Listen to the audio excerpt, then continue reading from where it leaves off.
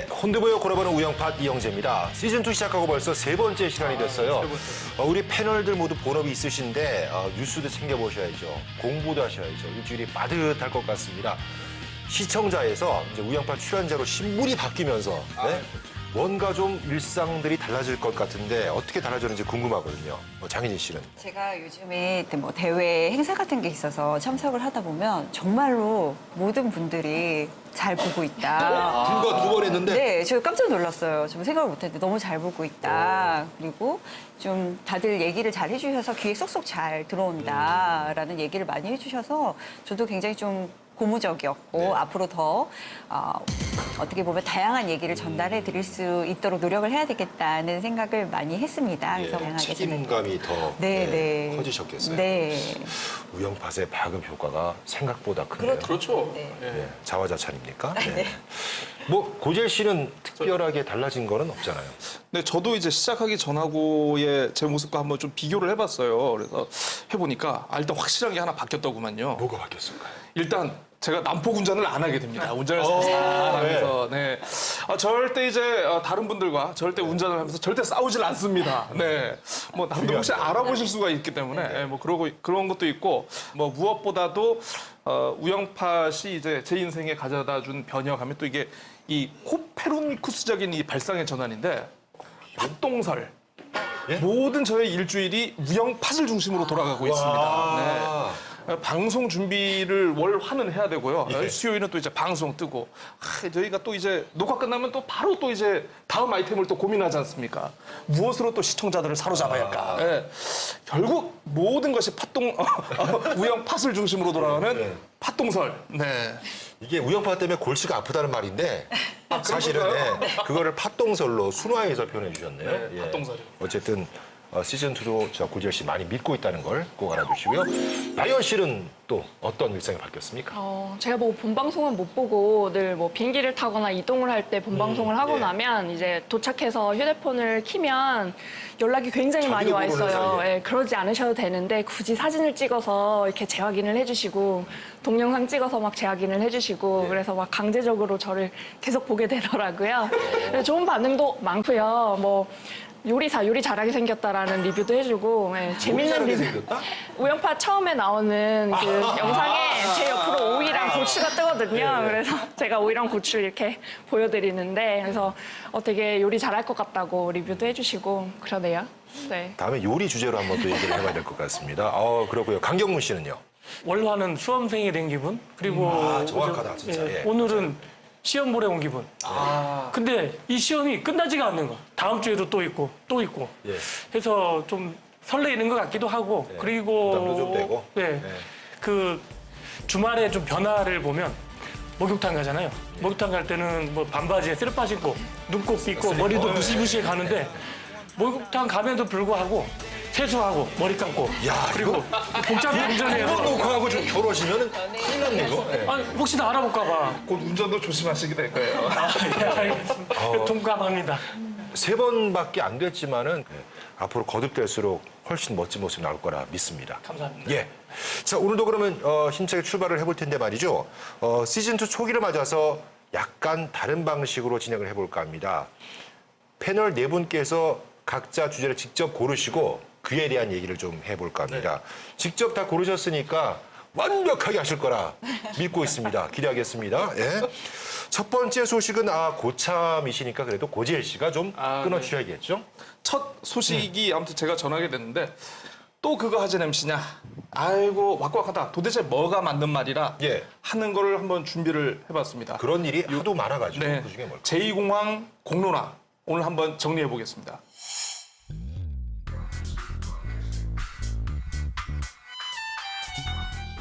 제주 두 번 차 공항 공론화 하는 일이 또시 왕왕작작 허염수다. 국토교통부, 제주도, 제주도의회 몬딱떨 책임을 밀리기만 하는 선용에 제주도민들만 속이 감신디양. 공론화가 또시 또난 도툼에 불지피기 전이 누게라도 제게 결단을 내려서 하지 않았구가. 지금 또 이게 처음에 논란이 제2공항을 하느냐 마느냐라는 논란에서 지금 어느덧 이게 지금 또 이거를 하기 위해서는 공론화를 일단은 예. 해보자. 국면이 바뀌었죠. 공론화를 하느냐 마느냐의 좀 국면으로 바뀐 것 같아가지고 이거를 좀 한번 다뤄봤으면 하는데요. 예. 최근에 이제 각종 여론조사를 보면 제2공항 추진과 관련해서 그래도 도민사회의 의견을 한번 모으는 것이 필요하다라는 공론화 조사의 필요성에 공감하는 그런 일반인분들 그리고 이제 어떤 전문가 그룹들의 의견이 좀 많은 것 같습니다. 그래서 아마도 보면은 이 제2공항 추진과 관련해 가지고 어떤 국토부나 어떤 도정의 생각과는 달리 뭐 어떤 도민적인 합의 이거에 대한 어떤 절차적 정당성이 지금 좀 제대로 갖춰지지 않았다라고 생각하는 좀 그런 도민들이 많은데요. 그러니까 예. 그제였죠. 그제 이제 국회에서도 이와 관련한 내용이 있었습니다. 그 예. 민주평화당 정동영 대표가 제2공항과 관련해 가지고 제주도민들이 어떤 스스로 선택할 수 있는 그런 여지를 주지 않겠느냐라고 얘기를 했는데 김현미 국토부 장관이 이제 제주도가 이제 방식에 대해서 의견을 모아 가지고 해주면은 그에 따르도록 하겠다라고 얘기를 하면서 이제 제주도하고 국토부가 이제 서로 공론화에 대해서는 이렇게 주고받는 책임을 답답해요. 떠넘기는 누가 책임을 그래도 져야 되는데 제주도에서는 이거는 여론조사는 그렇죠. 우리가 하는 게 아니라 국책 사업이기 때문에 국토부에서 해야 된다고. 맞아요. 국토부는 도가 알아서 여론 모으면은 뭐 어떻게 좀 생각해 보겠다. 이거니까 뭐 어떻게 되는 건가요 이게? 그래서 이제 이 반대 단체하고 반대 단체 분들이 이제 그 도민 13,000명의 서명을 받아가지고 도에서를 못 하겠다고 하니까 그러면 대의기관인 의회에서라도 이거를 해달라라고 이제 의회에 청원을 넣었고 결의안이 지금 발의된 상태입니다. 그런데 문제가 끝날 줄 알았는데 결의안 발의를 두고서도 지금 의회 내부에서도 지금 다른 의견이 나오고 도정에서는 그 공론조사하는 거 우린 저 예산 지원 못하겠다. 한 푼도 못 주겠다. 라면서 어떻게 좀 보면 약간 김을 빼는 이런 느낌이 좀 나오고 있는데 어쨌든 이게 25일 저희가 이제 그 방송이 되는 금요일 날 의회 운영위원회가 어떻게 결정을 할지도 좀 지켜봐야겠고 예. 그리고 31일 날 본회의에서 과연 의장이 이거를 직권상정을 할지에 대해서도 좀 지켜봐야겠는데 어쨌든 이게 앞으로 좀 제주도 전국의 아주 중요한 핵심 변수가 될 것 같습니다. 그래서 이거 관련해 가지고 뭐 좀 제가 오늘 주제로 한번 좀 골라봤습니다. 이 얘기를 좀 나누고 싶어가지고. 형식이 좀 다를지라도 원희룡 도지사의 입장은 우린 이미 공론화 작업을 한 거나 마찬가지다. 그렇죠. 근데 일부 여론조사에서는 오히려 공무원들 상대로 한 여론조사조차도 네. 여론조사는 필요하다. 공론화조사 공론화조사 필요하다. 필요하다. 이런 의견을 또 내서 이 엇박자가 나는 것 같습니다. 이 공항 찬반의 문제가 아니고요. 공론화 논란에 대한 얘기인데 다들 어떻게 생각하실지 좀 여쭤보고 싶어요. 이나연 씨는 어떻습니까? 정책적인 공론화 시기도 지났을 뿐더러 실질적인 공론화 과정은 이제 해온 것으로 알고 있거든요. 공론화 문제도 중요하고 그에 관련된 환경 문제나 주민 갈등 문제도 굉장히 중요하지만 원점으로 돌아가서 우리 제주도가 왜 제2공항을 지으려고 했었는지에 대해서 돌아가 보는 과정이 필요할 것 같아요. 예. 저희 제2공항을 왜 지으려고 했었나요? 이렇게 협소한 공항 부지에서 생기는 비행기 이착륙 사고의 문제들, 그리고 이렇게 낙후된 시설 때문에 따르는 도민들이나 관광객들의 이용 불편들 때문에 제2공항을 지으려고 했었던 거잖아요. 그러면 이제 제2공항을 짓는 걸 전제로 주민 갈등 문제랑 환경 문제를 어떻게 풀어갈지에 대한 대안들을 모색해봐야 될 때인 것 같은데요. 주민 갈등 문제야 주민들의 의견을 적절히 수렴하고 그에 맞는 세심한 보상이나 세심한 배려들이 필요해질 것 같고요. 환경 문제의 경우도 세상에서 가장 친환경적인 랜드마크가 될 공항을 설계해 본다던가 그 공항이 다시 문화시설로서 도민들에게 사랑받는 공간이 된다던가 하는 방식으로 좀 더 미래지향적인 생각들을 해볼 수는 없을까라는 생각을 해보게 됩니다. 네. 그러니까 나연 씨는 이제 앞으로 갈등 해결 이쪽에 좀 중점을 두고 공항은 이미 결정된 것이니까 공론조사는 지금 시기에는 필요 없다. 그렇게 필요 정리를. 없다는 것은 아니고요. 예. 이제 다양한 시각이 있을 것 같다는 뜻인데요. 공론화도 하나의 방법일 수도 있겠고요. 근데 공론화가 좀 더 미래지향적인 것으로 가기 위한 어떤 대안이 돼야지 갈등 구조를 이제 양분화시키는 구조여서는 안 될 것 같다는 생각이에요. 그거에 대해서 제가 조금 제가 이 제주 공항 인프라 확충 사전 타당성 검토 용역 부터의 과정을 잠시 설명을 드리자면 원래 이제 국토부가 제주공항 인프라 확충 방안에 대해서 3가지 안에 대해서 검토를 하고 있었다는 건 아마 다른 분들도 다 아실 겁니다. 그 3가지 안에 대해서 그래도 우리가 보니까 이 안이 제일 좋은 것 같아라고 해서 내놓은 게 지금 성산 지역에 제2공항을 추진하자는 안이었어요. 그러니까 이 안이 나오면은 제주도와 도민사회는 그 안에 대해서 이게 과연 우리 제주도의 환경 수용성에 맞는 건지 어떤 공항 정책 관련해 가지고 이게 정말 좋은 건지라고 우리가 검증을 해봐야 되잖아요. 근데 이 검증 과정을 제주사회는 아직까지 한 번도 해본 적이 없어요. 그러니까 이 도민사회는 이거에 대해서 검증을 하고 공론화하고 돌아볼 기회가 없었다는 거죠. 그렇지만 그 또 성산이라고 제가 아까 말씀을 드렸잖아요. 해군기지로 이렇게 봤을 때 원래 해군기지가 위미였다가 화순으로 옮겨졌지 않습니까? 그렇지만 그게 지금도 갈등의 불씨가 계속 남아있고 아직 완전히 치유가 되지 않았어요. 그래서 저는 이 공론화나 이제 여론조사나 이거는 지역 주민의 갈등을 초래하고 오히려 제주도를 찬반으로 나눠버린다라고 저는 말씀드릴 수가 있어요. 화순이든 위미든 강정이든에 대해서 예전 도정에서 어느 위치를 할 것이냐에 대해서 한번 투표를 한 적이 있는데요. 그 투표가 공론화가 아니었어요. 공론으로 정해진 게 아니기 때문에 지금까지 갈등이 계속 이어지는 거라고 저는 봅니다. 저는 그 공론화나 이제 주민 찬반 투표로 해서 이제 만약에 이제 또 지금 성산 지역엔 다른 지역으로 옮겨졌을 때 그 지역 주민이 또 반대를 한다고 보거든요. 어쨌든지 지금은 그 지역 주민들의 그 반대하는 그 지역 주민들의 일단 의견을 더 받아들여야 되고 필요한 게 뭔지 이제 먼저 예를 들어서 하게 되면 그 공항 인근에 뭐 스토리텔링이 가능한 마을을 조성해서 이쪽에 살게 한다든지 그리고 농사를 짓는 분들은 국공유지를 활용해서 농사를 짓게끔 해주고 그리고 이 공항을 제주공항으로 이제 제주공항 뭐 공항공사를 설립하든지 해서 마을 주민들을 직접 채용을 하게끔 하고 어쨌든지 그 공항을 가면은 이제 그 마을 주민들이 또 이렇게 또 근데 이 문제는 제가 좀 정리를 해보고 싶어요. 사실 저희가 이 구책 시설을 추진할 것인가 말 것인가를 공론화로 지금 한번 얘기를 해보자라는 이슈가 계속 나오는데 제 생각은 뭐냐. 지금 말하는 공론화라는 게 이 시설에 대해서 우리가 잘 모르니 의견을 많이 들어달라라는 우리 의견을 들어달라는 의견 수렴이냐 아니면 우리가 한번 쫙 보고 이거 필요한지 아닌지 우리 의견에 따라서 이 시설 할지 말지를 결정해달라는 의견 결정인지조차 정리가 좀 돼야 되는데 지금 아직 그것조차 정리가 좀 명확하진 않은 것 같아요. 공론화에 대한 이슈는 지금 딱 2가지가 있어요. 첫 번째가 뭐냐면 그 제주공항 현 제주국제공항 시설을 확충해가지고 충분히 항공 수요를 감당할 수 있다는 내용이 담긴 ADPI 보고서, 프랑스 ADPI 보고서에 대한 정확한 이 보고서에 대한 실용적 검증을 하나를 얘기를 하는 거고요. 그리고 또 하나가 그 뭐 안개일수라든가 어디면 뭐 철새 도래지 아니면 그 용암동굴 등 여러 가지 문제점이 공항으로서의 입지가 좋지 않은 것이 지금 드러나고 있는데 이거에 대해 과연 성산이라는 입지가 제2공항을 하기에 올바른 것인가? 지금 2개의 문제에 대해서 너무나 찬반 의견이 자기의 목소리만을 내세우고 이거에 대해서 누구 하나 정리를 해주지 않는 상황이기 때문에 누군가가 객관적으로 검증할 수 있는 심판이 되어줄 수 있는 그런 자리가 필요하다. 그게 바로 공론화 조사라는 거죠.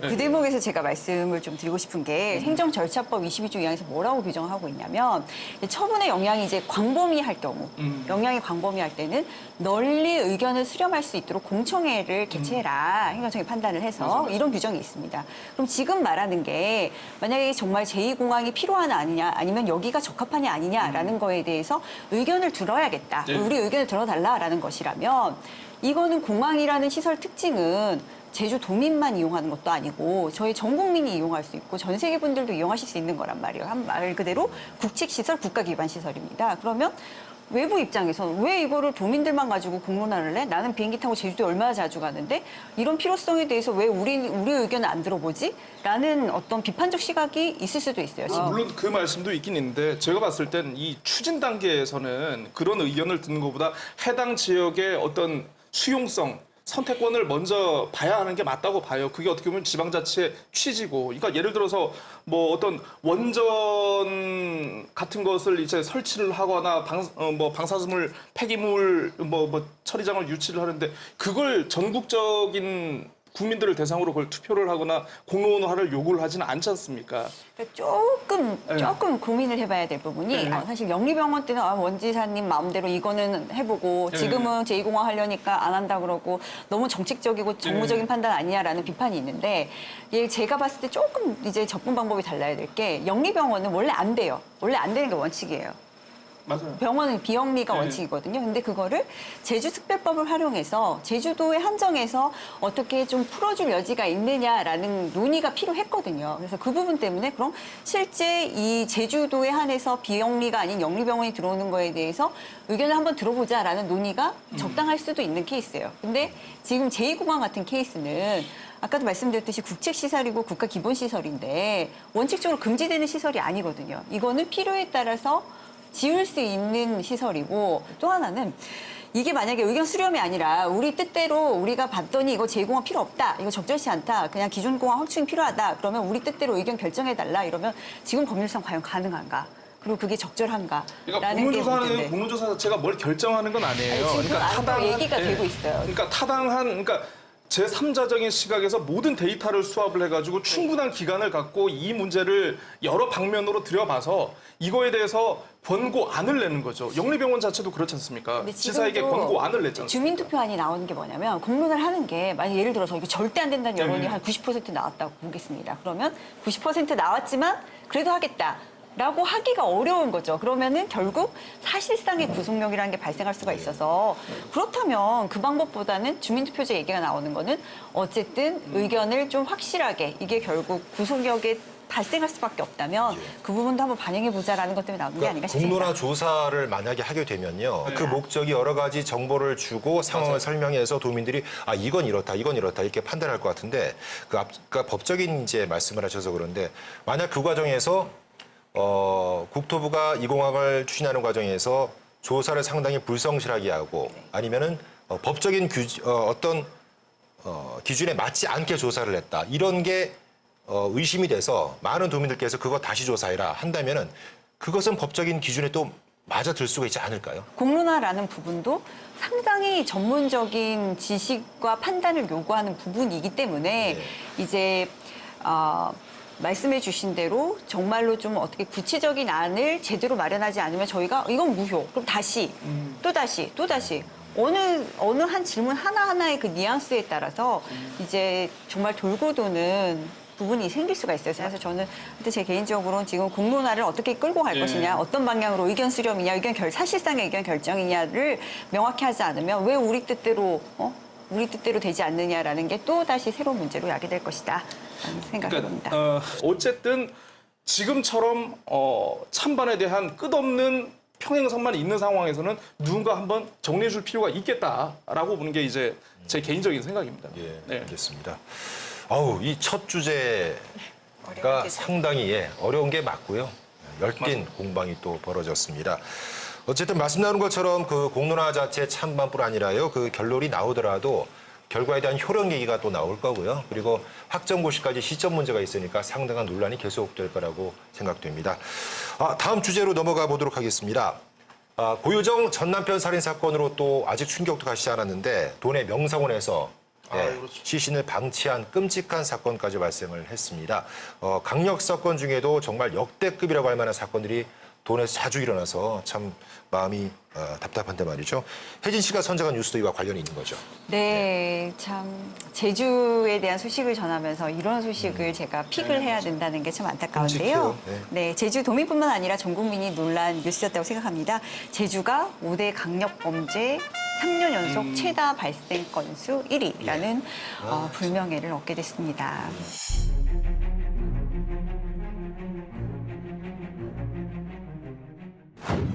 살기 좋텐헌 제주는 이제 연말이 돼버릇인가양. 전국에서 살인, 강도, 폭행, 절도, 성폭력 같은 강력범죄가 지일 하영 생기는 데가 제주랜 허염수다. 도민들이 더 이상 모섭지 않게 안전한 제주를 맹글어 줍서양. 우리가 이제 2015년부터 17년 동안 5대 강력범죄가 이제 살인, 절도, 강도, 폭력, 성폭력 이 5개 시민들에게 영향을 미친 아주 중대 범죄를 저희가 추린 거거든요. 그래서 데이터로 보면 저희가 인구 10,000명당 15년부터 17년 기준으로 하면 10,000명당 510건. 가장 적은 곳이 경북인데 106건. 그러니까 차이가 그렇게 차이가 많이 나죠. 근데 대신에 이 부분에 대해서 많이들 말씀하시는 부분이 이 지표는 인구 대비로 기준을 하는데 제주도는 연간 관광객이 1,000만 명이 넘으니 어떻게 보면 그 통계만을 놓고 보면 너무 두려워할 필요가 없는 거 아니냐라는 얘기도 좀 하십니다. 그런데 이런 사건이 실제 발생을 하면 관광이 정말 직격탄을 맞는다. 그럼 우리 어떻게 관광으로 업을 꾸려서 제주도가 유지되고 있지? 이런 의문들이 드실 텐데 사실 이런 게 영향을 직접적으로 미치기도 미쳐요. 그러니까 저희가 그 게스트하우스 살인 사건이 작년 2018년 2월 8일, 2월 초에 발생했습니다. 그래서 정말로 안타까운 사건인데 제주관광공사가 이제 제주관광 미디어 이슈 및 키워드 빅데이터 분석을 한번 해봤더니 2018년도 2월에 그 사건이 있고 나서 제주도 내국인 관광객이 전월 대비 14.6%, 전년도 동기 대비 1.4%가 감소를 했다고 합니다. 이에 반해서 그러면 1월하고 3월 어떠냐, 그 사건 발생하기 전하고 후. 그랬더니 그때는 전년도 동기 대비 3% 이상씩 성장을 했다는 거예요. 그래서 그런 어떤 이제 관광객들이 이제 특히 우려하시는 게 관광객들이 신변에 위협이 되는 거, 살인, 강도, 그다음 납치 이런 것들에 굉장히 이제 직접적인 영향을 받는다고 해요. 그래서 이 사건이 발생하면 급격히 관광을 하려는 심리적 이 상태가 다운이 되고 이게 시간이 지나면서 좀 잊혀지고 이슈화가 덜 되면 바로 이제 회복하는 이런 게 데이터로 확인이 되고 있습니다. 그렇기 때문에 저희가 이거를 그래 우리 관광객 1,000만 명도 넘는데 이 수치는 고려하지 않은 거야. 이렇게 얘기를 할 단계는 넘어갔다라는 거예요. 2019년도 올해 발생한 가장 강력한 사건 고유정 사건인데 도민도의 가해자 피해자도 도민 이거는 제주도라는 사회가 서로 믿고 안심하고 대문도 없고 산무라던데 그런 사회가 이제 지나갔구나라는 비판을 막 야기를 하게 된 거예요. 그럼 저희가 이제 이 사태를 어떻게 대응을 할 것이냐. 넉넉히 볼 수가 없다. 관광에 영향을 주는 게 확실하니. 그러면 이제 두 가지 측면이 있죠. 일단 범죄 자체의 고유한 특성을 보는 거가 제일 우선일 것이고 예방적인 측면은 어떻게 보면 공히 모든 예방의 모든 거를 다 쏟아 부어야 되는 것인데 일단 우범 지역에 대해서 순찰도 많이 해야 되고 비상벨도 설치해야 되고 그리고 가로등이 밝으면 또 범죄가 잘 발생 안 한대요. 너무 현실적으로 밝으면 범죄를 못 한다. 이런 부분. CCTV 내가 너를 보고 있다. 그 CCTV를 딱 강조를 한다는 부분도 있고 그리고 이제 서울시에서 많이 한 게 안심기가, 여성 안심기가 서비스라던가 안심이 앱 이런 거를 저희도 제주도에서도 이제 작년에 좀 출시를 하고 있는 것 같은데 저희가 좀 더 효과적으로 대응을 잘 해보는 게 필요한 단계가 아닌가라는 생각을 해봅니다. CCTV나 이런 것들을 실제로 확충을 많이 하겠다는 계획도 있었고요. 실제로 말씀이 맞는 게 제가 이제 그 범죄를 저지르는 사람들의 어떤 심리 분석을 해봤더니만 이게 지역에 경찰이 많다, 단속 인력이 많다고 해서 범죄율이 떨어지는 것도 아니고 그렇다고 내가 범죄를 하다가 잡혔는데 이게 원래 절도 5년을 받아야 되는데 10년을 해가지고 형량을 높인다고 이게 떨어지는 게 아니래요. 범죄를 저지르는 사람들의 어떤 심리에서 가장 중요한 거는 내가 이 범죄를 저지르고도 잡히지 않고 도망칠 수 있겠구나 하는 이런 기대 심리. 이걸 줄이는 게 그 범죄율을 떨어뜨리는데 가장 중요한 그 팩터라고 하더라고요. 그래서 그 말씀하신 대로 그 밤에 좀 약간 이제 조명도 조금 밝게 하고 좀 CCTV 좀 찬반 논란이 좀 있긴 있는데 CCTV가 어쨌든 결과적으로 범죄 예방에 도움이 되는 거는 이거는 사실이거든요. 그래서 좀 모든 걸 종합적으로 한번 봐야 될 것 같아요. 범죄 심리 분석까지 우리 프로파일러 고재일 씨의 말씀이었습니다. 저는 크게 두 가지 생각을 다 해야 될 것 같아요. 하나는 말씀하신 것처럼 유동 인구가 많은데 그냥 상주의 인구로 쳐서 범죄율을 작성하다 보니까 좀 약간은 과장된 면도 있으니 그렇게 걱정하지는 마시라. 그럼에도 불구하고 다른 하나는 근데 실제 손에 꼽을 만한 끔찍한 사건들이 몇 년 제주에서 있었던 게 사실이니까 경계를 늦추지 말아야겠다 그런 생각이 듭니다. 나연 씨는 이런 통계를 보고 뉴스를 보고 어떤 생각이 드셨어요? 강력범죄가 전국 1위다라는 통계만 보면 정말 무섭잖아요. 제주가 범죄 도시인 것 같고 그것도 강력범죄 도시잖아요. 영화 제목. 그런데 통계에 일비하는 게 맞는가라는 생각을 하기 전에 이 통계 자체에 대한 오류는 없을까라는 질문을 해보고 싶기도 해요. 아까 말씀하신 관광객, 제주에 있는 인구보다 관광객의 유입 인구가 워낙 많은 상태에서 범죄의 대상을 뭐 관광객까지 포함시킬 것이냐, 이렇게 일시적으로 머무는 분들을 통계 대상에 포함시킬 것이냐에 대한 부분도 있고, 이 숫자라는 거, 데이터라는 건 오류가 굉장히 많은 일이잖아요.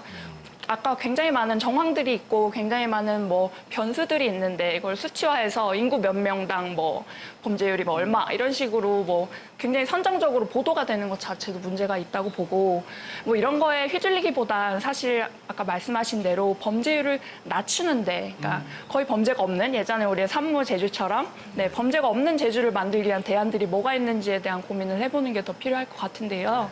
뭐 아까 말씀하셨지만 뭐 환경 정비만으로도 범죄율이 현저히 낮아지기도 해요. 예전에 뉴욕에서 깨진 유리창 이론이라고 해서 굉장히 유명하죠. 우범지대에 깨진 유리창을 재정비하는 것만으로도 범죄율을 굉장히 낮춘 사례들도 있고요. 그런 맥락에서 뭐 제주에서도 우범지대에 벽화를 정비한다던가, 뭐 요즘 바닥에 조명 들어오는 거 많이 보셨어요? 되게 으슥한 골목에 가로등을 설치하기 어려운 지역에서는 사람 네. 한 명 지나가면 더 무서울 것 같아요. 바닥에 조명이 저렇게. 네네. 길바닥 자체에 조명을 설치하는 사업들을 실제로 하고 있어요, 제주에서도. 뭐 이런 노력들이 나중에 뭐 어떻게 변화가 될지는 모르겠지만 범죄율이 계속 낮아졌으면 하는 바람입니다. 지금 이 말씀을 이렇게 듣고 보면 그 예전에 제주가 뭐 저 집에 보면은 누구네 집이다. 그리고 누구 산다. 그리고 소개할 때도 너 누구네 집 아들이냐? 그럼 옆에서 누구네 그랬죠. 집 아들 누구 아니까. 네. 그래서 이런 실명 사회였거든요. 그래서 인구가 지금 제주도에 많이 급속도로 들어서면서 인구 팽창 효과가 지금 나타나고 있거든요.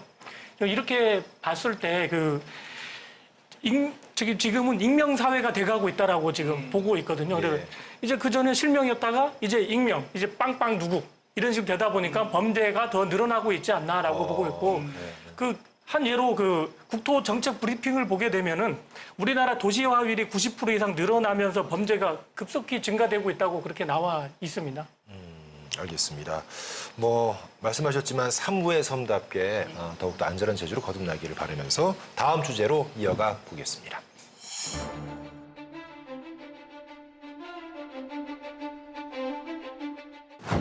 제주 농민들이 애가 타게 지들리는 것이 있수다. 농산물을 육지로 실어 나르는 해상 운송비를 나라에서 지원해 주는 건디양. 대통령 공약이었수다마는 고자도 결정이 안 되었수다. 제주 농민들의 조dum을 이젤랑 헛설 덜어줘서 하지 않았구가. 자, 제주도에 대한 국정감사 자리에서 여러 현안들이 다뤄졌습니다. 그중에 중요한 거 하나가 바로 제주 농산물 해상 운송비 국고 지원 부분입니다. 진짜 절실히 필요한 지원이라고 많은 분들이 얘기를 하시는데 해가 계속 바뀌어도 진척이 왜 없는 건지 모르겠습니다. 강경문 씨, 도대체 왜 진척이 안 되는 겁니까?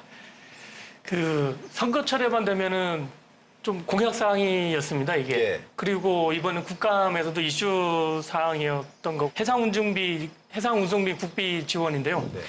네. 좀 쉽게 풀어봤어요.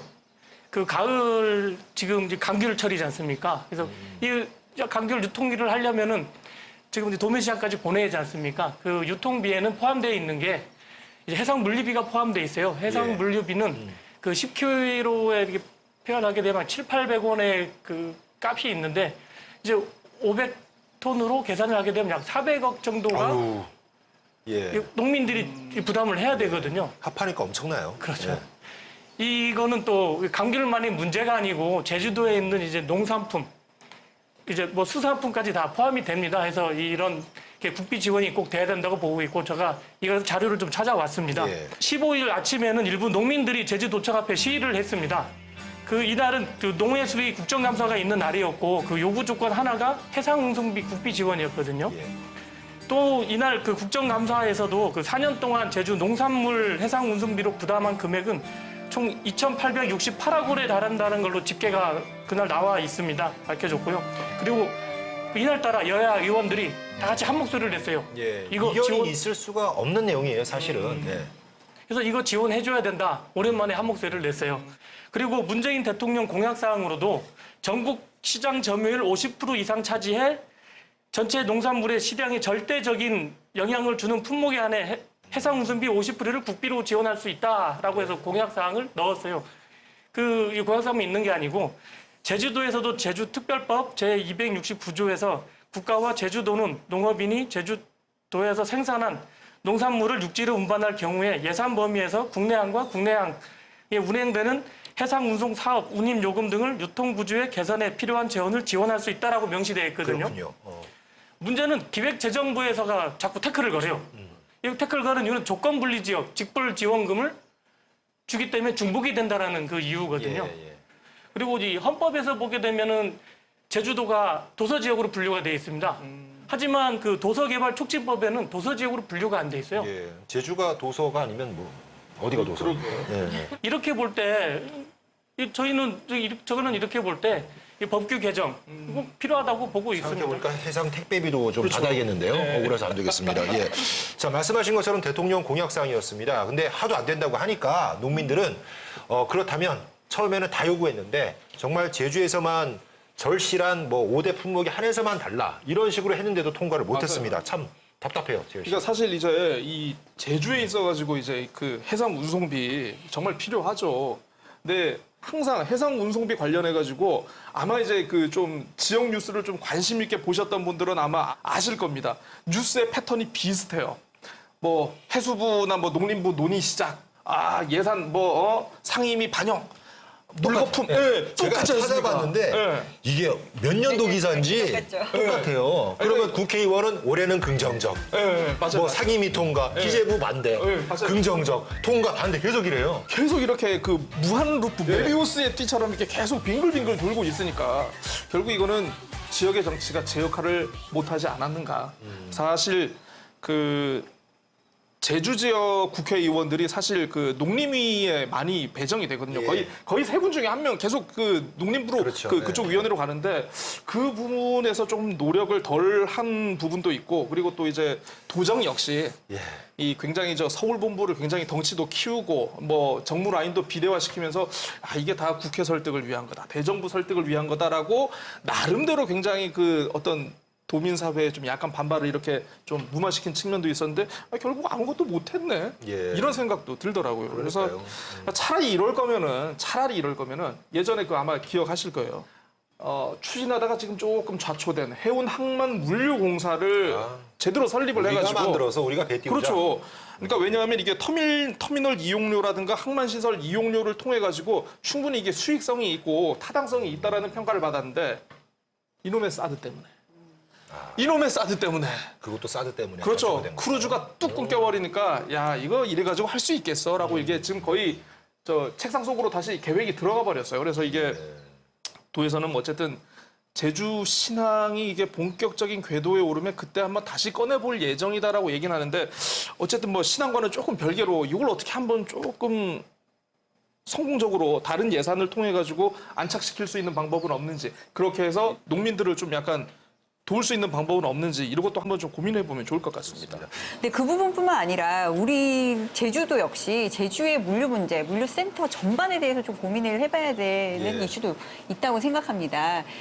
아실지 모르겠어요. 저는 이제 사실 이게 있었어라는 생각을 했는데 평택항에 제주종합물류센터가 있어요. 예, 뭐 있어요. 들어본 적 있습니다. 있는데 저희가 임차료로 2013년도부터 지금까지 20억 가까운 돈을 냈고 유지보수비로 2억 원 정도 지출했습니다. 근데 이게 문제가 22억 정도 들었는데 이제 처음에 지을 때는 제주산 농수축산물의 공공물류체계 구축을 통한 경쟁력을 제고한다라는 목적으로 빌렸습니다. 그래서 이제 그거를 이제 잘 활용을 하면 좋았는데 하필 2013년도 말에 무슨 일이 있었냐면 제주하고 평택항을 오가는 화물차 페리선 운항, 화물선 운항이 아예 중단이 돼버린 거예요. 배가 없으니까 물건이 못 가, 물류센터로서의 기능이 이제 정지된 거죠. 근데 이제 그때 처음에 물류센터 평택하게 지을 때만 해도 연간 60억 정도의 물류비를 줄일 수 있을 것이다. 그리고 제주산 농수축산물의 중국팔로 거점화가 될 수 있다. 이런 장밋빛 청사진을 그리고 시작을 했는데 당장 6개월 뒤에 배가 끊길 거라는 거를 예측을 못한 거죠. 저희가 돈을 22억 원을 지금 드리고 있는데. 그렇다면 이거는 저희가 지금 뭐 국회에 가가지고 노력하고 기재부 설득하고 이런 것도 정말 중요한데 이렇게 그 출발점 되는 것부터 도에서 구멍을 내면 안 된다라는 생각을 해요. 그래서 반면교사로 삼아가지고 앞으로 좀 물류와 관련된 대책을 일부터 좀 차근차근 해가야 되겠다라는 생각을 해봤습니다. 국고 지원은 또 받을 수 있도록 노력하되 네, 또 네. 도가 챙길 수 있는 유통구조 혁신 같은 것은 챙겨야 된다. 또 따로 그쵸. 물 셀 틈 없이. 그렇죠. 그 좀 것 같아요. 있어요. 그래서 예. 저기 여기서 아까 고재일 선배님 말씀에 두 분의 의견을 합치면 아예 배를 사버리면 되지 않나라고 생각 들거든요. 꽃이 잡거나. 아니 우리가 저 배를 사버리는 거예요. 네, 배를 아까 메모를 했는데 이렇게 하게 되면은 그 해상운송비 지원금과 병행해서 그 지금 국비와 지방비를 병행해서 그 배를 사버리면은 지금 화물선으로 갈 때 나갈 때는 이제 육지로 갈 때는 우리 1차 산업 농산품을 가서 싣고 가는 겁니다. 그렇죠. 그리고 내려올 때는 공산품. 우리가 공산품을 갖고 오면은 그리고 생활용품이지 않습니까? 그래서 가게 이제 비가 좀 떨어질 거라고 생각 들고 있고 지금 이렇게 볼 때 그 해상 운송비가 750억이거든요. 그럼 750억인데 여기서 50%는 해상 운송 비용으로 하고 나머지 국비 플러스 지방비로 이렇게 하면은 충분히 이것도 가능하지 않을까. 이렇게 뭐 배를 사는 것도 좋고 창고를 구입해 버리는 것도 뭐 좋지만 근데 제주에서 이제 민간 차원에서 스타트업에서 하는 어떤 솔루션들이 사실 있어요. 그러니까 화물 차량이 늘 오가는데 거기에 이제 유휴 공간이 있잖아요. 그 유휴 공간을 활용해서 이제 택배비를 낮추는 이제 스타트업이 있는데요. 뭐 큰 가구나 아니면 신선 제품들은 이제 특수 차량들로 이동을 하잖아요. 네. 그때 이게 기본 물류가 오갈 때 거기에 이제 일반인들의 그 물건들을 받아서 이제 유휴 공간에 실어서 제주로 오는 방식인데요. 우리가 흔히 그 네. 컨테이너를 네, 네. 왔다 갔다 할 때 맞죠. 뭐 네. 차를 집어넣고 그 나머지 공간에 꽉 채우고 심지어 차 안에도 다 싣는 그런 경우잖아요. 아, 그런 네네네, 비슷한 개념입니다. 맞습니다. 오. 그러니까 기본적으로 요즘은 뭐 쉐어링 문화잖아요. 예. 그거에도 뭐 기반한 문화일 수도 있는데요. 그러면서 기본 택배비가 50%가량 저렴해지는 효과를 거두고 있고요. 그리고 사실 제주에 살면서 물류비 문제는 뭐 농산물 물류뿐만 아니라 기본 도민들의 삶의 질하고도 굉장히 관련이 깊거든요. 그래서 이런 대안들, 참신한 아이디어들이 이제 나오고 있는 상태인 것 같아요. 네, 그렇습니다. 네. 자, 이 모든 얘기 나오는 게 기재부의 반대 때문인데요. 기재부가 예산을 다루는 곳이다 보니까 당연히 보수적으로 통제를 해야 되는 건 맞는데 그 허투루 쓰는 것에 대한 통제를 해야 되죠. 근데 이것 같은 경우는 정말 농민, 서민들의 생계가 걸려 있고요. 많은 분들, 심지어 다른 부처에서까지 다 찬성을 하는 겁니다. 이럴 경우에는 좀 결정을 내려주는 게 맞지 않나는 생각을 해보게 됩니다. 자, 이렇게 답답한 마음이 많이 드는데 부드러운 소식으로 속을 좀 달랬으면 아유, 좋습니다. 좋겠어요. 나연 씨가 준비하신 것 같은데요. 어떤 네, 소식입니까? 제가 한번 준비해봤습니다.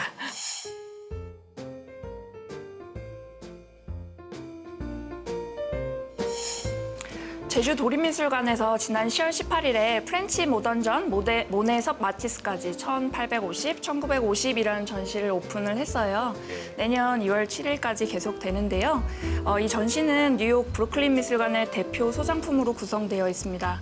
프렌치 모던의 시기는 서양 미술사에서 가장 혁명적인 변화가 있던 시기인데요. 보신 작품은 로댕의 이제 발자크, 소설가 발자크를 만든 조각 유명한 작품이고요. 네, 그렇죠. 그런 유명한 작품들을 이제 원화로 감상하실 수 있어요. 보시는 건 마티스의 작품이고요. 프랑스 혁명이나 뭐 시민혁명 등으로 사회가 혼란에 빠져있던 당시 미술계에서 어떤 사회 흐름을 수용하고 반영해서 생겨난 이제 미술 사조가 모더니즘인데요. 뭐 인상주의나 사실주의, 입체파 등 넘쳐나던 미술 사조들을 이제 한 곳에서 감상하실 수 있겠습니다. 예. 보시는 것도 고급지네요. 네, 모리조 작가의 작품인데요. 이번 전시의 대표 이미지로 사용되고 있어요. 그렇죠. 기사에서도 네, 브루시의 부인과 딸의 초상이고요. 브루클린 미술관에서 제주도로 원화들 100여 점이 넘게 왔다고 해서 찾아와 봤는데요. 총 4개의 섹션으로 구성이 되어 있네요. 정물화, 풍경화, 인물화, 누드화까지 4개의 섹션에서 모더니즘의 화가들이 어떻게 자기만의 시각을 가지고 자기만의 필체로 이제 다른 표현을 해냈는지를 보시는 게 감상 포인트일 것 같습니다. 네. 전시를 보시면 총 아까 말씀드렸지 4개의 섹션으로 나뉘어져 있고 그 안에서 다양한 화가들이 어떤 다른 시각으로 이렇게 표현을 해내는지 보실 수 있는데요. 이 유명한 샤갈의 작품도 보실 수 있고요. 뭐 색채의 화가셨죠. 이 컬러풀한 색깔들이나 뭐 소품들이 많은 편이에요. 근데 뭐, 네, 그래서 좀 주의 깊게 찬찬히 들여다보셔야 하고요. 또 로댕의 작품들도 많이 와 있고요. 로댕은 모더니즘 그 조각의 이제 원료고요. 미켈란젤로 이후 최대의 천재 조각가라고 평가를 받는데요. 여기 보시면 이제 형상의 표현이 그냥 사실적으로 표현한다기보다는 어떤 찰나의 인상을 잡아내는 느낌 받으실 수 있거든요. 이렇게 만들 수 있을까요, 진짜? 그렇죠. 네. 여러분 왜 원화를 봐야 진품의 오리지널 그 아우라를 느낄 수 있다는 말이 있잖아요. 그래서 화가가 직접 그린 이제 복제품이 아닌 진품이 왔다는 뜻이거든요. 그래서 프랑스에서 모더니즘 시기의 작가들이 캔버스 앞에 진짜 있었던 그 느낌을 상상해 보시면서 작품을 보시는 것도 재미있으실 것 같아요. 그 제2 전시관에서 2층에서는요, 그 디지털로 만날 수 있는 모더니즘 화가들의 작품이 전시되어 있어요. 우리가 잘 알고 있는 뭐 반고흐의 작품이 이렇게 입체적으로 이렇게 미디어 아트로 이제 재해석이 되어서 이제 전시가 되어 있고요. 좀 더 편하게 감상하실 수 있는 공간이에요. 그래서 1층에서는 사진 촬영이 금지되어 있는데요. 저작권 때문에요. 2층에서는 편안하게 즐기시면서 사진도 촬영하시면서 작품을 감상하실 수 있더라고요. 네, 여기 보시면 반고흐의 아몬드 나무 작품이 아몬드 나무 그 꽃잎들이 이제 흩날리는 장면들을 미디어 아트로 해석을 해서 표현을 해줬더라고요. 저도 포토존에서 사진을 찍어봤는데요. 네, 반고흐의 작품 앞에서 사진을 찍어봤는데 참 어색하기 그지없죠? 네, 또 시민 갤러리에서는 영앤 이멀징 아티스트라 그래서 제주 청년 작가인 강태환 작가의 작품이 설치되어 있는데요. 강태환 작가는 이런 새로운 소재를 가지고 실험을 많이 하는 작가예요. 지금 보시는 건 광섬유라고 해서 빛이 들어오는 섬입니다. 이 전시를 기획한 것은 우리 현대미술에 대한 여러 가지 중요한 가치도 있지만 우리 제주 도민들이 이렇게 세계적인 작품들을 볼 수 있는 기회가 흔치 않았다. 그런 얘기들을 많이 들었습니다. 그래서 이런 기회를 통해서 우리 제주 도민들에게 조금 더 풍요로운 미술 콘텐츠를 감상하실 수 있는 기회를 만들고자 아주 어려운 상황이었지만 모든 문제를 극복하고 이제 개관을 잘 할 수 있게 되어서 굉장히 기쁘게 생각하고 있습니다. 많이들 오셔서 관람하셨으면 좋겠습니다. 아우, 잘 봤습니다. 야, 그냥 전화 제일 씨가 간 게 아니고 미술 평론가시고 큐레이터신 나연 씨가 가서 설명을 하시니까 정말 말 그대로 와 닿는 것 같습니다. 다들 화면으로나마 보셨는데 어떠셨어요? 혜진 씨? 저는 사실 지난주 일요일에 다녀왔습니다. 갔다 직접. 오셨구나. 네, 예. 여기. 역시 배우신 분. 네. 예. 저는 도립미술관에 가끔 가요. 작품이 뭐가 있는지 모르지만 예. 몰라도 가는데요. 이유가 접근성이 되게 좋아요. 그리고 건물 맞아요. 자체가 너무 아름다워요. 예. 그래서 이게 프렌치 모던전을 한다고 해서 저는 일요일에 한번 가봤는데 하필 그날 무료 관람, 일요일까지 무료 관람이어가지고. 내가 가려고 그랬대. 진짜 가려고 그랬는데요. 네, 너무 좋았어요. 이렇게 네. 봤던 평소보다 오신 분들이 정말 많았고요. 보다 보니까 작품은 너무 좋은데 작품 설명 이렇게 붙여놓은 게 너무 글씨가 작아가지고 좀 어둡기도 하고 설명 읽기가 힘들었어요. 근데 다행히 이제 나오면서 이제 전시 안내해 주시는 분께 여쭤보니 그런 지적이 많아서 바로 좀 개선될 것이다라고 얘기해 주셨고요. 네. 또 하나는 이제 그 안내를 해주시는 분이 이렇게 많지가 않은데 그 가방 크기 제한을 미술관 입구에서 해주시는 게 아니라 그 특별전 들어가서야 이 가방 사이즈는 작품에 훼손이 될 수 있어서 어렵다라는 얘기를 해주셨어요. 다시 가방을 보관하러 입구까지 나와야 되는 게 조금 아쉬웠고요. 야, 예. 그래서 아마 초반 이제 전시한 지 얼마 안 됐기 때문에 예. 그런 부분들이 좀 안내가 되면 좋을 것 같고 그 작품도 너무 좋고 이제 평소에 보기 힘든 너무 좋은 작품을 정말 제 눈으로 가까이서 볼 수 있는 기회를 가졌다는 게 좋았고 여러모로 기획이 참 잘 된 전시 같았다라는 느낌을 좀 받았습니다. 야, 정말 세세하게 보신 것 같아요. 관장님께서 아마 다 지금 지적사항들 알아볼 것 같습니다. 기간이 오래 해야 되니까 지금부터 이렇게 좀 바꿔놔도 네, 충분히 그럴 될 것 것 같아요. 같아요. 네, 예. 네. 강경무 씨는 어떻게 보셨어요? 저는 사실 공대생 출신이거든요. 예. 그래서 미술관 문턱이 이만큼도 아니고 핑계 대지 마시고. 정말 이만큼 예. 높았어요. 그렇지만 이건 미술이잖아요. 그래서 예. 정말 이게 어려운 줄 알았는데 이렇게 보니까 문턱이 낮구나. 이게 쉽구나.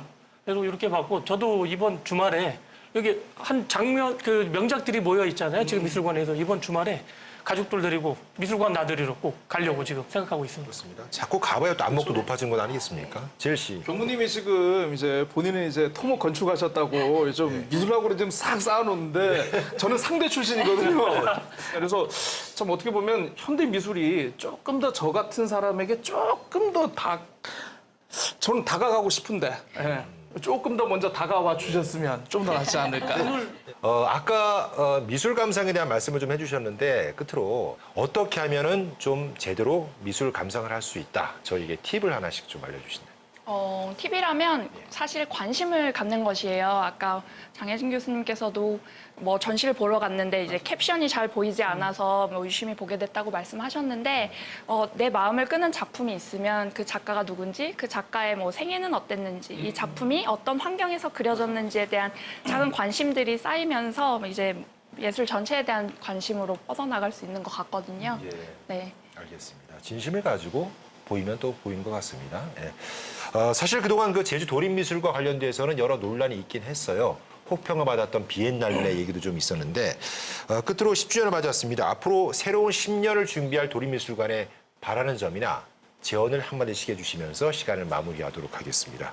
제가 드리고 싶은 말씀은 도립미술관의 기본 입장료가 얼마인지 아세요?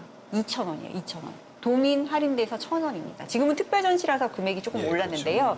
기본적으로 받는 돈은 2,000원. 그럼 도립미술관 2,000원으로 책정한 이유가 뭐냐? 그거는 도민분들께서 미술을 미술이 아니라 일상으로 향유하셔라라는 도의 의지가 들어간 거라고 저는 봐요. 그렇습니다. 돈 벌려고 한 게 그렇다면, 아니고. 네. 그렇다면 이런 부분에 있어서 그럼 결국 많이들 오셔야 좋은 작품이 좋을 수 있고 좋은 작품이면 또 더 가서 보고 이거를 저희가 계속 선순환을 시킬 수 있으려면 도에서 좀 이제 비용 예산 잘 적극적으로 투입하셔가지고 고질적 10년을 끌고 왔던 고질적인 문제가 향후 10년에는 없어야 되겠다. 그렇습니다. 네, 좀 노력해야 되겠다라는 얘기를 드리고 싶습니다. 그간 도립미술관이 공적 문화기관인데도 불구하고 선진적 운영에 굉장히 미흡했었거든요. 그래서 어떤 지역의 한계를 벗어나지 못한다던가 뭐 여기에는 전문 기획자가 없으니까 작가 중심으로 운영이 되든가 하는 좀 이렇게 지역적인 특색들이 있었어요. 근데 지금 뭐 전문 기획자가 모셔지고 이렇게 적극적으로 행사에 기획하시면서 이제 좋은 전시도 끌어오시고 하면서 이제 문화적 토양이 다져지고 있는 단계인 것 같아요.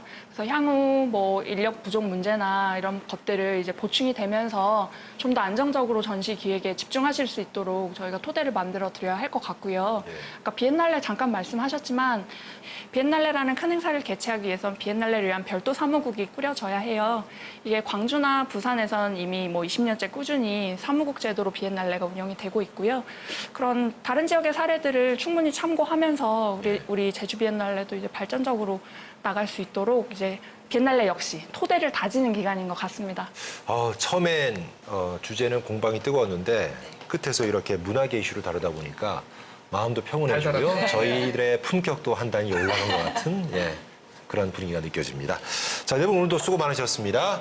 자, 우영팟 다음 시간 더 알차고 다채로운 이슈로 중무장에서 찾아오겠습니다. 감사합니다. 안녕히 계십시오.